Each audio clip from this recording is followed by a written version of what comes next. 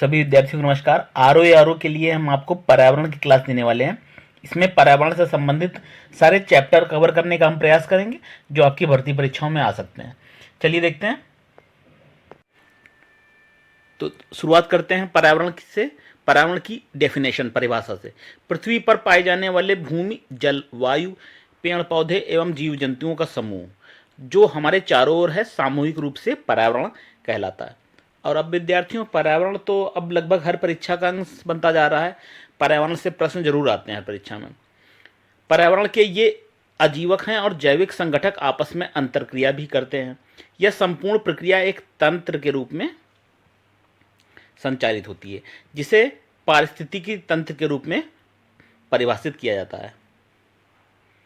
पर्यावरण संरक्षण अधिनियम 1986 के अनुसार पर्यावरण किसी जीव के चारों ओर तरफ घिरे भौतिक और जैविक दशाएं और उनके साथ अंतःक्रिया को सम्मिलित करता है। ज्ञातव्य है कि परि प्लस आवरण शब्द को जोड़ने से पर्यावरण शब्द की उत्पत्ति होती है। तो आप कह सकते हैं पर्यावरण का शाब्दिक अर्थ है जो आवरण हमें चारों ओर से घेरे हुए है, उसको कहते हैं पर्यावरण। तो विद्यार्थियों, इस डायग्राम के माध्यम से हम समझेंगे। ये पर्यावरण दिया हुआ है, ठीक। पर्यावरण में क्या आएगा? जीवमंडल है, वायुमंडल है, स्थलमंडल है और जलमंडल है। शुरू करते हैं इधर से, स्थलमंडल से। स्थलमंडल में देखिए पर्वत हैं, मैदान हैं और मरुस्थल है। ये स्थलमंडल में आ जाता है। इसी प्रकार वायुमंडल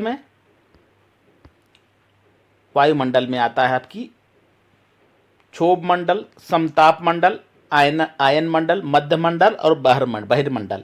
इसमें दो ही परतें दी हुई हैं वायु की। क्षोभ मंडल और समताप मंडल दी है, आगे की भी हम आपको बताएंगे बाद में। तो स्थल मंडल के बाद क्या? वायुमंडल। फिर जीवमंडल। जीवमंडल में कौन आते हैं? पौधे आते हैं और जंतु आते हैं।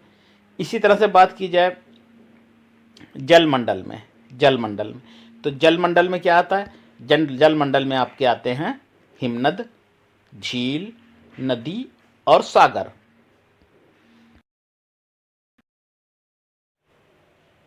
नेक्स्ट देखते हैं, पर्यावरण एक अविभाज्य समष्टि है और जैविक और अजैविक तत्वों वाले पारस्परिक क्रियाशील तंत्रों में से इसकी रचना होती है। पर्यावरण की रचना होती है जैविक तत्वों से और अजैविक तत्वों से। पर्यावरण के 3 संगठक हैं। कौन से 3 हैं? भौतिक या अजैविक संगठक, जिसमें स्थल आएगा, वायु आएगा, जल आएगा, ठीक। जलमंडल, स्थलमंडल, वायुमंडल। और जैविक घटक कौन से हैं? पादप, जंतु और सूक्ष्म जीव पर्यावरण के अंतर्गत आएंगे। सांस्कृतिक मानव निर्मित गतिविधियां। सांस्कृतिक पर्यावरण के अंतर्गत आर्थिक, सामाजिक और राजनीतिक गतिविधियों को शामिल होती हैं। अतः पर्यावरण कई संगठनों से निर्मित एक संरचना है। यह सभी जैविक और अजैविक अवयवों का सम्मिश्रण है जो जीवों को चारों ओर से प्रभावित करता है। पर्यावरण के कुछ कारक संसाधन के रूप में भी कार्य करते हैं और कुछ कारक नियंत्रक के रूप में कार्य करते हैं। तो नियंत्रक के रूप में भी काम होता है पर्यावरण में और संसाधन के रूप में भी। कुछ प्रश्न देख लेते हैं एमसीक्यू फॉर्म में। पर्यावरण से अभिप्राय क्या है? क्या अभिप्राय है? आंसर आपका डी होगा, क्योंकि पर्यावरण के अंतर्गत देखिए भूमि, जल, वायु, पौधे और पशुओं की प्राकृतिक दुनिया आएगी और पर्यावरण के अंतर्गत उन संपूर्ण दशाओं का योग जो व्यक्ति को एक समय बिंदु पर घेरे हुए रहता है, यह आएगा। और पर्यावरण के अंतर्गत आएगी भौतिक, जैविक और सांस्कृतिक तत्वों की अंतःक्रियात्मक व्यवस्था जो अंतः संबंधित है। इन तीनों का योग आपको पर्यावरण में मिलेगा।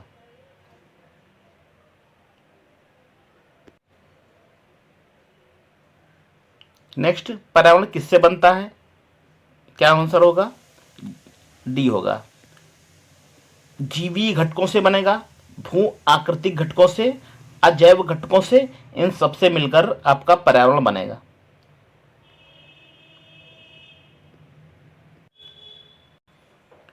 नेक्स्ट, सामान्यतः पर्यावरण को निम्न प्रकार से वर्गीकृत किया जा सकता है। निम्नलिखित में से कौन सा इस वर्गीकरण का अंश नहीं है? कौन सा नहीं है? देखिए, पर्यावरण के अंतर्गत हमने आपको बताया भौतिक पर्यावरण, जैविकीय पर्यावरण और सांस्कृतिक पर्यावरण। परिचालन पर्यावरण इसका अंग नहीं है। चलिए एक्सप्लेनेशन देख लिए। सामान्यतः पर्यावरण को भौतिक पर्यावरण में डिवाइड कर सकते हैं, सांस्कृतिक पर्यावरण और जैविकीय पर्यावरण, मेन 3 इसके पार्ट होते हैं। तो इनको इस प्रकार से हम वर्गीकृत कर किया जा सकता है। भौतिक पर्यावरण के अंतर्गत कौन सी हैं? जो सात चीजें दिख रही हैं, भू आकृतियां हैं, जलाशय हैं, जल है, मृदा है, चट्टानें हैं, खनिज आदि आते हैं। सांस्कृतिक पर्यावरण क्या है? सांस्कृतिक पर्यावरण के अंतर्गत मानव निर्मित गतिविधियां यथा आर्थिक, सामाजिक और राजनीतिक स्थितियां शामिल होती हैं। जबकि जैविकीय पर्यावरण के अंतर्गत वनस्पतियां, जंतु, मानव सहित और सूक्ष्म जीव शामिल होते हैं। तो 3 पार्ट हो गए मेन, भौतिक पर्यावरण, सांस्कृतिक पर्यावरण और जैविकीय पर्यावरण।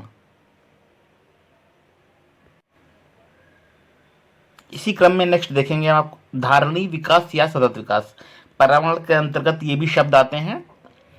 धारणीय विकास क्या है? धारणीय विकास विकास की वह अवधारणा है जिसके तहत वर्तमान की आवश्यकताओं के साथ साथ भविष्य की आवश्यकताओं को भी ध्यान में रखा जाता है। तो इस समय जो हमारी आवश्यकताएं प्रकृति पूर्ति कर देगी है इन पर्यावरण से, तो उसके साथ साथ भविष्य में भी हम इनका ध्यान रखते हैं। धारणीय विकास प्राकृतिक संसाधनों के उपयोग के संदर्भ में अंतर पीढ़ीगत संवेदनशीलता का विषय है। किस तरह से हम प्राकृतिक संसाधनों को आने वाले भविष्य के लिए सुरक्षित रखें और उपयोग करें। धारणीय विकास का मुख्य उद्देश्य पृथ्वी के प्राकृतिक संसाधनों का न्यायगत उपयोग, संरक्षण और उचित प्रबंधन करना है। धारणीय विकास, सतत विकास भी इसको आप कह सकते हैं। ज्ञातव्य है कि इस शब्द की व्याख्या 1987 में world commission on environment and development WCED ने अपनी रिपोर्ट आवर कॉमन फ्यूचर में की थी। फर्स्ट टाइम इसका कहाँ जिक्र आया था? WCED में 1987 में। वर्ष 1992 में आयोजित पृथ्वी सम्मेलन में घोषित एजेंडा, जिसे कहते हैं रियो घोषणा पत्र, में इसके प्रति पूर्ण समर्थन व्यक्त किया गया था 1992 में रियो घोषणा में।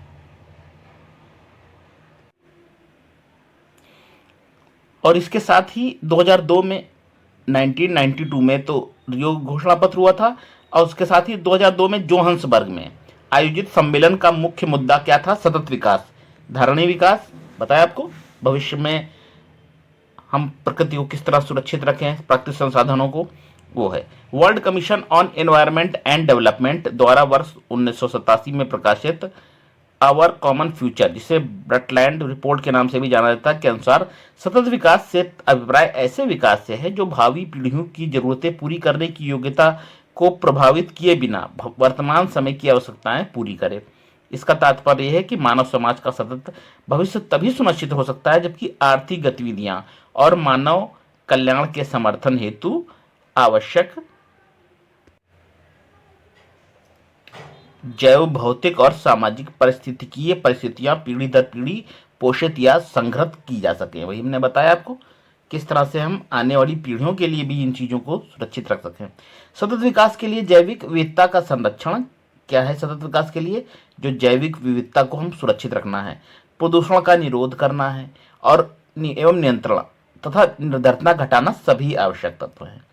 प्रकृति की अपनी सुंदरता है, अपनी सीमाएं हैं, अतः हमें चाहिए कि पहले हम प्रकृति को समझने का प्रयास करें, उसके बाद अपनी विकास नीतियों का निर्धारण करें।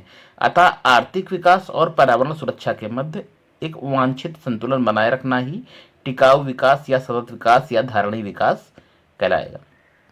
टिकाऊ विकास की जो अनिवार्य शर्तें हैं वे सूचनाओं की उपलब्धता पर आधारित होती है।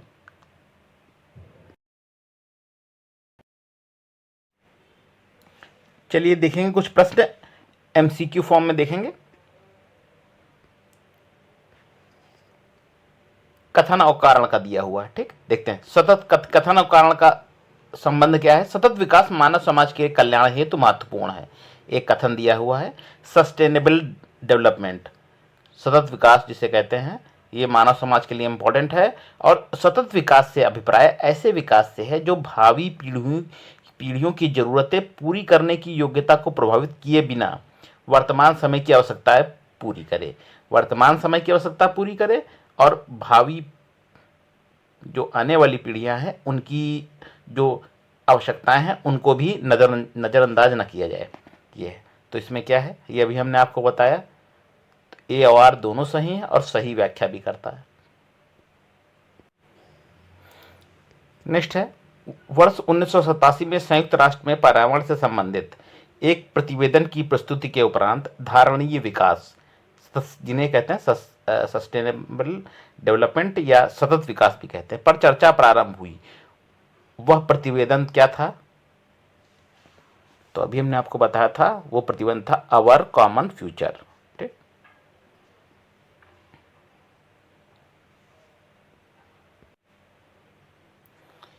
नेक्स्ट देखिए, ये निम्नलिखित घटनाओं को कालानुक्रमिक क्रम में व्यवस्थित कीजिए और नीचे दिए गए कूट से सही उत्तर चुनिए। आते हैं सब सम्मेलन जो हुए हैं जलवायु संबंधित, पर्यावरण संबंधी, इनको सही क्रम में लगाना है। तो चलिए देखते हैं answer. The limit to growth report का प्रकाशन कब हुआ? यह हुआ था 1972 में। ये सारी इंपॉर्टेंट हैं। रियो पृथ्वी शिखर सम्मेलन कब हुआ? यह हुआ जून 1992 में हुआ। ये सब नोट कर सकते हैं आप। ब्रैटलैंड आयोग रिपोर्ट का प्रकाशन कब हुआ? ये 1987 में हुआ। मॉन्ट्रियल प्रोटोकॉल का प्रवर्तन कब हुआ? ये 1989 में हुआ। तो इस तरह से इनका क्रम हो जाएगा। 1972 में ए लिमिट टू ग्रोथ। ठीक है, ये सारी डेट्स आप नोट कर सकते हैं। नेक्स्ट है, धारणीय विकास जिसके उपयोग के संदर्भ में अंतर पीढ़ीगत संवेदनशीलता का विषय है। यह आपका प्राकृतिक संसाधन। धारणीय विकास विकास की वह अवधारणा है जिसके तहत वर्तमान की आवश्यकताओं के साथ साथ भविष्य की आवश्यकताओं को भी ध्यान में रखा जाता है। कई बार हमने आपको बता दिया। तो धारणीय विकास की परिभाषा तो आपको समझ में आ गई होगी, क्योंकि पहले भी हम बता चुके हैं, यही है ना। धारणीय विकास प्राकृतिक संसाधनों के उपयोग के संदर्भ में अंतर पीढ़ीगत संवेदनशीलता का विषय है। धारणीय विकास का मुख्य उद्देश्य पृथ्वी के प्राकृतिक संसाधनों का न्याय संगत उपयोग, संरक्षण और उचित प्रबंधन कहलाता है धारणीय विकास।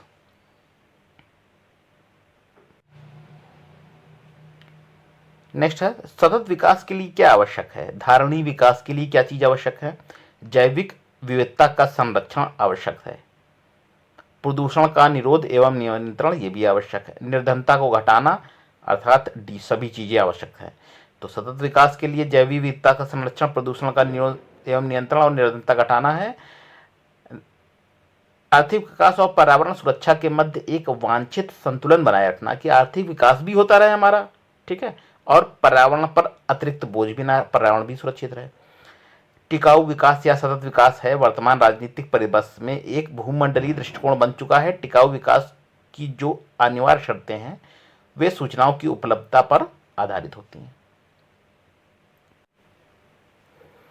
चलिए नेक्स्ट लेते हैं हम प्रकृति में कार्बन चक्र व जल चक्र, जो आपसे कि पर्यावरण सब्जेक्ट के अंतर्गत आ सकते हैं, पूछे जा सकते हैं प्रश्न।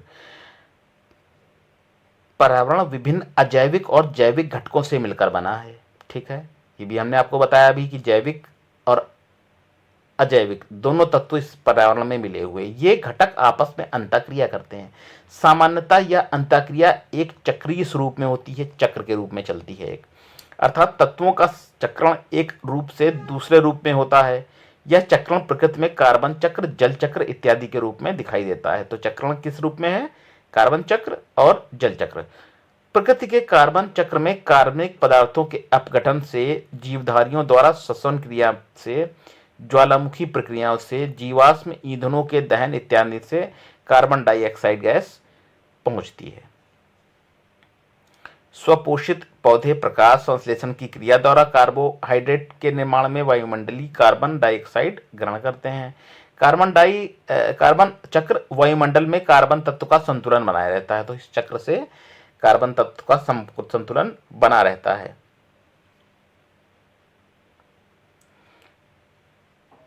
जीवधारियों द्वारा श्वसन क्रिया से, कार्बन चक्र, ज्वालामुखी प्रक्रिया से, जीवाश्म ईंधनों के चलने से ये कार्बन तत्व निकलते हैं। प्रकृति में कार्बन चक्र आप इस डायग्राम के माध्यम से भी समझ सकते हैं। वायुमंडल में उपस्थित CO2, ठीक है, कार्बन डाइऑक्साइड,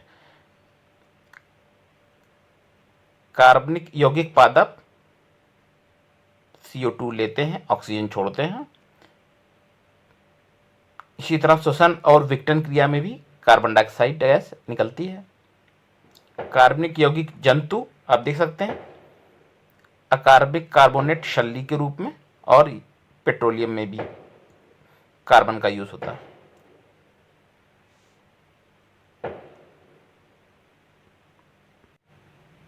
चलिए कुछ और फैक्ट देखते हैं। ज्ञातव्य है कि कार्बन पृथ्वी पर बहुत सारी अवस्थाओं में पाया जाता है। अपने मूल रूप में कार्बन किसमें, ग्रेफाइट और हीरे में पाया जाता है। ग्रेफाइट और हीरे में मूल रूप से कार्बन पाया जाता है। यौगिक के रूप में यह वायुमंडल में कार्बन डाइऑक्साइड के रूप में, कार्बोनेट और हाइड्रोजन कार्बोनेट के रूप में पाया जाता है। तो यौगिक के रूप में, कार्बन डाइऑक्साइड के रूप में, कार्बोनेट के रूप में और हाइड्रोजन कार्बोनेट के 3 रूपों में पाया जाता है। विभिन्न प्रकार के खनिजों में भी कार्बन पाया जाता है। जल की तरह कार्बन की भी विभिन्न भौतिक और जैविक क्रियाओं के द्वारा पुनर्चक्रण होता है। तो 2 चक्र हमने बताए थे, कार्बन चक्र और जल चक्र। वहीं दूसरी ओर जल चक्र में सौर विकिरण की सबसे महत्वपूर्ण भूमिका होती है। सौर विकिरण जल चक्र को चालित करता है और जल का वाष्पीकरण करता है। पानी भाप बन के ऊपर गिर जाता है, वही भाप ठंडा होकर नीचे गिरता है। ये तो मालूम होगा प्रक्रिया आपको। जल चक्र वायुमंडल में नमी वर्षा की मात्रा का निर्धारण करती है। सभी प्रकार की वर्षा की मात्रा, बूंदाबांदी, वर्षा, बर्फबारी इत्यादि वायुमंडल में नमी की मात्रा में बढ़ोतरी से बढ़ जाती है। सौर विकिरण द्वारा बर्फ का जल में ध्रुवीकरण होता है। जल चक्र हाइड्रोस्फीयर में जल की विभिन्न गतिविधियों को दर्शाता है। प्रकृति में जल चक्र को निम्न प्रकार से प्रदर्शित करते हैं। चलिए इसका भी डायग्राम बताते हैं आपको। जल चक्र के रूप में ये खूब आपको ने पढ़ा होगा, अच्छी तरह से सब मालूम है। सूर्य है, ठीक है, जल का वाष्पीकरण हो रहा है, बादल बन रहा है, कम तापमान पे संघनित होकर ओले भी गिर रहे हैं, वर्षा भी हो रही है, ठीक है। पेड़ से वाष्पोत्सर्जन हो रहा है, ठीक। जल चक्र की प्रक्रिया से आप परिचित होंगे भली भांति। आगे चलते हैं। चलिए प्रश्न कोश भी देख लेते हैं। निम्नलिखित पर विचार कीजिए। प्रकाश संश्लेषण दिया है, श्वसन है, जैव पदार्थों का अपक्षय है, ज्वालामुखी क्रियाएं हैं। उपयुक्त में से कौन सी क्रियाएं पृथ्वी के कार्बन चक्र में कार्बन डाइऑक्साइड जोड़ती हैं? कार्बन डाइऑक्साइड किनके द्वारा जुड़ता है? ये जो 4 विकल्प दिए हुए हैं, तो देखिए, सांस लेते हैं हम तो कार्बन डाइऑक्साइड निकलती है। जैव पदार्थों का अपक्षय होता है तो कार्बन डाइऑक्साइड निकलती है। और ज्वालामुखी प्रक्रियाओं में भी कार्बन डाइऑक्साइड। तो आपका 2, 3 और 4 प्रकाश संश्लेषण की क्रिया में नहीं होता है, बाकी श्वसन और जैव पदार्थों का अपक्षय और ज्वालामुखी क्रियाओं में कार्बन का उत्सर्जन होता है। नेक्स्ट है, सौर विकिरण की सबसे महत्वपूर्ण भूमिका है। सूरज की किरणों की सौर विकिरण प्रक्रिया में सबसे महत्वपूर्ण भूमिका होती है जल चक्र में। जल चक्र नहीं होगा तो फिर सिस्टम पूरा सब बिगड़ जाएगा। कैसे बारिश होगी? जल चक्र में सौर विकिरण की सबसे महत्वपूर्ण भूमिका होती है। सौर विकिरण जल चक्र को चालित करता है और जल का वाष्पीकरण करता है। सौर विकिरण द्वारा बर्फ का जल में द्रवीकरण होता है। जल चक्र हाइड्रोस्फीयर में जल की विभिन्न गतिविधियों को दर्शाया गया है। वर्षा की मात्रा किस चीज पर निर्भर करती है? कितनी वर्षा होगी किस चीज पर निर्भर होती है? वायुमंडल में जितनी नमी होगी, ठीक है, उस हिसाब से वर्षा होगी। वायुमंडल में नमी वर्षा की मात्रा को निर्धारित करती है। सभी प्रकार की वर्षा की मात्रा, जैसे कि बूंदाबांदी है, वर्षा हो गई, बर्फबारी हो गई, वायुमंडल में ये सब किसके कारण? नमी की मात्रा में बढ़ोतरी से बढ़ जाती है। अगला देखें, दिया है कई प्रतिरोपित पौधे इसलिए नहीं बढ़ते हैं क्योंकि क्या प्रतिरोपण के दौरान अधिकांश मूल रोम नष्ट हो जाते हैं, इसीलिए कई प्रतिरोपित पौधे नहीं बढ़ पाते हैं। सी ऑप्शन होगा। नई मिट्टी में इष्ट खनिज पदार्थ नहीं रहते हैं, सब ये सही है। अधिकांश मूल रोम नई मिट्टी को अधिक सोखने में जकड़ लेते हैं, ये भी गलत है। आपका ऑप्शन हो जाएगा सी।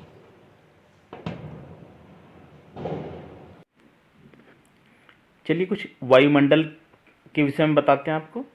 रासायनिक संगठन के आधार पर पदार्थ को तत्व, यौगिक और मिश्रण के रूप में वर्गीकृत किया जा सकता है। तो पदार्थ के 3 तत्व हो गए। तत्व पदार्थ का साधारण रूप होता है जिसे रासायनिक या भौतिक विधियों द्वारा आगे उपविभाजित नहीं किया जा सकता। तो तत्व को डिवाइड नहीं किया जा सकता, बांटा नहीं जा सकता। यौगिक ऐसा पदार्थ होता है जिसमें 2 या अधिक तत्व द्रव्यमान के एक स्थिर अनुपात में समायोजित रहते हैं। तो ये यौगिक की परिभाषा रही। मिश्रण एक ऐसा पदार्थ होता है जिसमें 2 या अधिक तत्व या यौगिक किसी भी अनुपात में साधारण रूप से मिश्रित होते हैं। तो पदार्थ के 3 तत्व गए। तत्व हो गया पहला, और यौगिक है और मिश्रण है। वायु विभिन्न गैसों का मिश्रण है। पृथ्वी के परितः विद्यमान गैसों के समूह को वायुमंडल कहते हैं। इसमें नाइट्रोजन, ऑक्सीजन, कार्बन डाइऑक्साइड तथा अन्य गैसें पाई जाती हैं। गैसों का यह मिश्रण वायुमंडल में पाया जाता है। शुष्क वायु में घनत्व के अनुसार सर्वाधिक मात्रा किसकी है? नाइट्रोजन की है। इस आंकड़े को देख सकते हैं। नाइट्रोजन वायु में नाइट्रोजन का प्रतिशत क्या है? 78.08%। ऑक्सीजन कितनी है? लगभग 21%, 20.95। इसी तरह ऑर्गन है 0.93, नंबर 3 पे ऑर्गन है। फिर कार्बन डाइऑक्साइड है 0.036, नियॉन, हीलियम, क्रिप्टॉन, जीनॉन और हाइड्रोजन। स्वपोषी पेड़ पौधे प्राणवायु ऑक्सीजन का उत्सर्जन और वायुमंडल को दूषित करने वाली ग्लोबल वार्मिंग के लिए जिम्मेदार गैस कार्बन डाइऑक्साइड का अवशोषण करते हैं। अगर वनस्पतियां नहीं होंगी तो ऑक्सीजन की कमी से पृथ्वी के जीवन पर घातक प्रभाव पड़ेगा, अथवा आप कह सकते हैं जीवन ही नहीं होगा। चलिए कुछ क्वेश्चन देखते हैं। पृथ्वी के चारों ओर गैसों के समूह को क्या कहते हैं? वायुमंडल कहेंगे। वायु क्या है? वायु है एक मिश्रण है। मिश्रण ऐसा पदार्थ होता है इसमें 2 या अधिक तत्व या यौगिक किसी भी अनुपात में साधारण रूप से मिश्रित होते हैं। ये मिश्रण की परिभाषा है। और वायु विभिन्न गैसों का मिश्रण है। गैसों का यह मिश्रण वायुमंडल में पाया जाता है। ऑप्शन आपका सी होगा। नेक्स्ट है, निम्नलिखित नोबेल गैसों में से कौन सी गैस वायु में नहीं पाई जाती है? कौन सी नहीं पाई जाती है? रेडॉन, देखिए सी नंबर। हीलियम पाई जाती है, आर्गन, नियॉन, हीलियम ये पाई जाती है। सी रेडॉन गैस। रेडॉन एक रेडियो एक्टिव नोबेल गैस है। शुष्क वायु में इसकी मात्रा नगण्य होती है। शुष्क वायु में नाइट्रोजन की मात्रा कितनी होती है? अभी बताया 78% होती है। 78.08 एग्जैक्ट ये है, 08% होती है। वायुमंडल में सर्वाधिक प्रतिशत किसका है? नाइट्रोजन का प्रतिशत वायुमंडल में सर्वाधिक होता। सी। हवा में जिस गैस की मात्रा सबसे अधिक है वो कौन सी है? नाइट्रोजन है। चलिए विद्यार्थियों, अभी तक के लिए हमने आपको इन्वायरमेंट, पर्यावरण से संबंधित प्रश्न बताए और कुछ थ्योरी बताई। नेक्स्ट वीडियो में आपको इसी के आगे का पार्ट, इसी के आगे कड़ी से दर कड़ी सब हम आपको पर्यावरण इन्वायरमेंट के चैप्टर कवर करेंगे। प्रयास करेंगे आपको बेहतर बनाने का और बेहतर पढ़ाने का। ठीक, फिर मिलते हैं अगली वीडियो में। नमस्कार।